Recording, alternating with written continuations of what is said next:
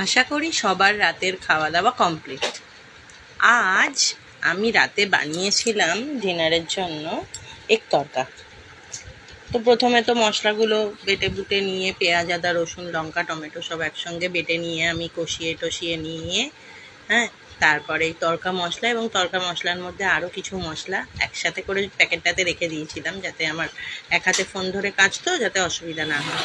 তো যাই হোক, সব মশলাগুলো একবারে কষিয়ে নিয়ে একদম যখন তেল ছেড়ে এলো তখন কি করলাম, আগে থেকে সিদ্ধ করে রাখা তড়কাটা ঢেলে দিলাম, দিয়ে বেশ নেড়ে চেড়ে নিয়ে ফুটতে শুরু করলো টকবক করে এবং ঝোল অনেকটাই শুকিয়ে এলো।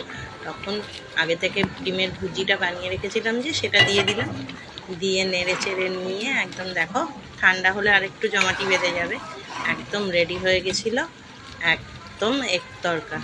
রাতে রুটির সাথে জমিয়ে খেয়ে নিয়ে এবার জমিয়ে ঘুম দেবো। Good night.